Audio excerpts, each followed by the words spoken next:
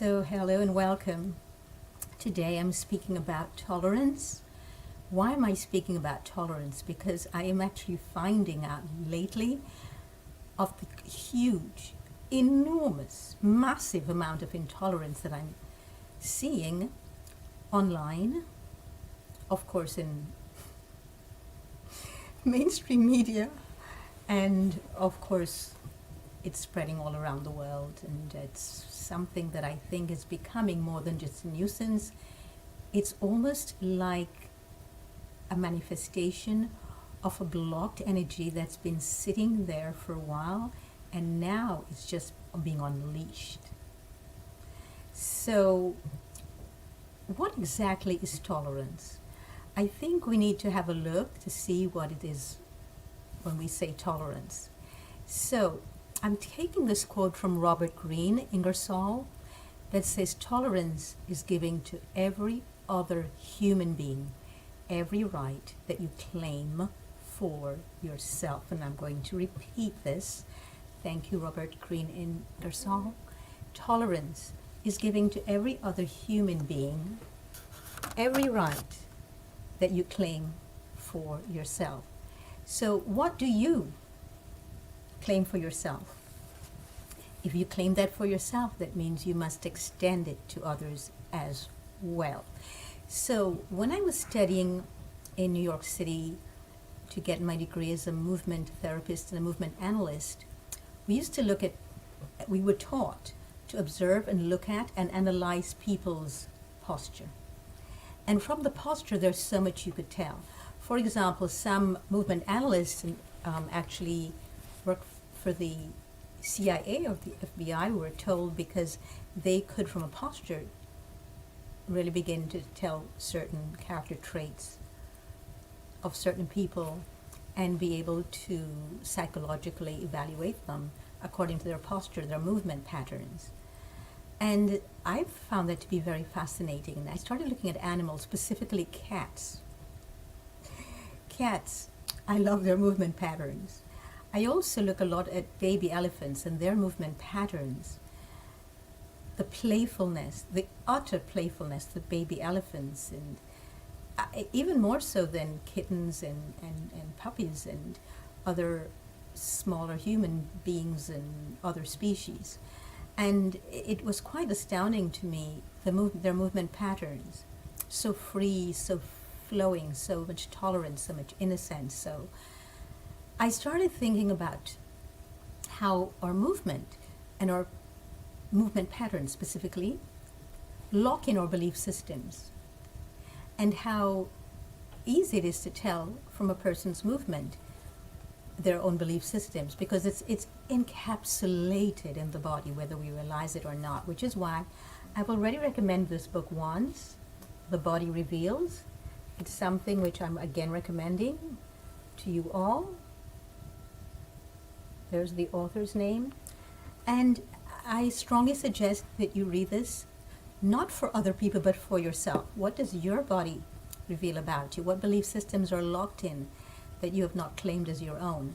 Because when we do not claim things as our own, like our own characteristics, our own personality traits, our own behavior patterns, we then use it, the very things we do not claim in us, to beat up on other people and to be intolerant with others. Isn't that interesting, though? I think it is.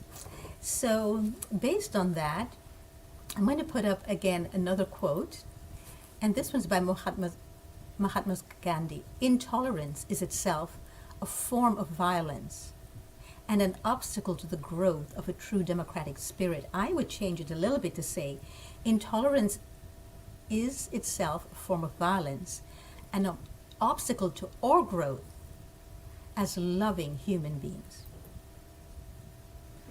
Think about that for a moment. If we're intolerant of anything or anyone, or the way somebody eats, the way somebody drinks, the way somebody speaks, the volume of somebody's voice, if we're intolerant of that,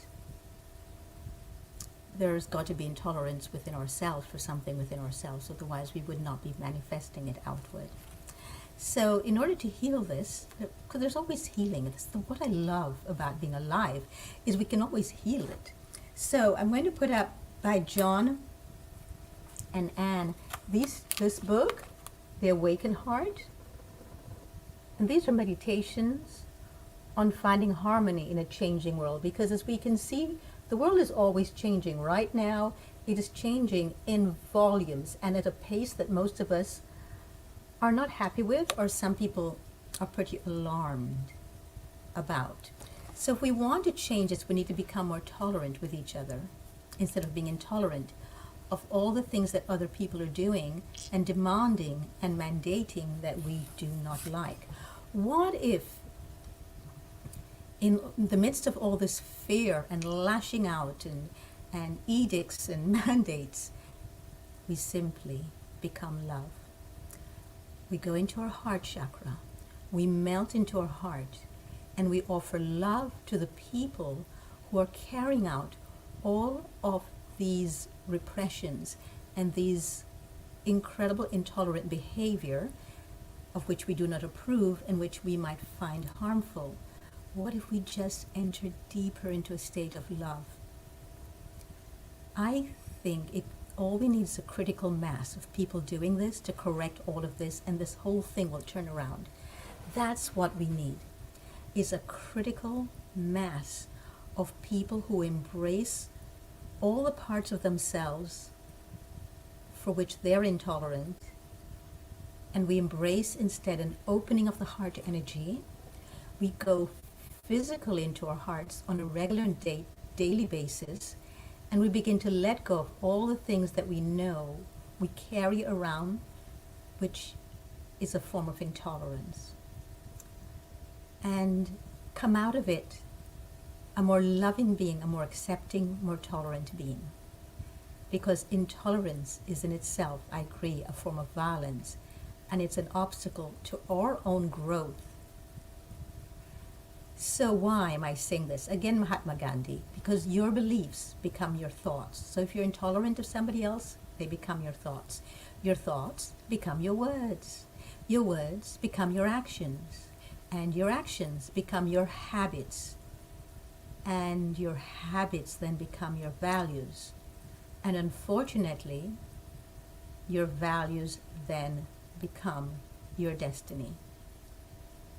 This is why I think it's so important to look at the parts of ourselves that are intolerant towards ourselves first, because if we're intolerant with others, we are first intolerant with ourselves.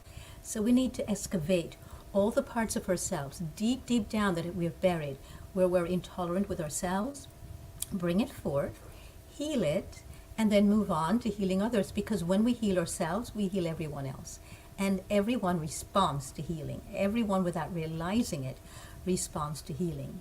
So, please join me in my quest for healing, please. Please join me in my quest for lovingness. Please join me in my quest for tolerance, but most of all, for yourself. Give this to yourself. Apply this to yourself first, and you will find the universe opening up in the most magnificent ways, cascading down a bounty of love and tolerance for yourself in your own life. So, thank you for joining me again today. I trust that you will open your heart a little wider, a little deeper, and spend more time learning how to be tolerant to your own self, so we can then have this reverberate outwards to other people, other lives, and then to the whole planet. Thank you for watching today, and I look forward to more with you. I am very interested in knowing more about what you're doing, who you are, and what you do. So please go to my website. I have a lot more on there. Do click on the subscribe button and then the native notification button to learn more. And most importantly, please comment and let me know what it is that you think I ought to be doing and the rest of us ought to be doing to be more tolerant. Thank you, everyone. Be bold, be mindful,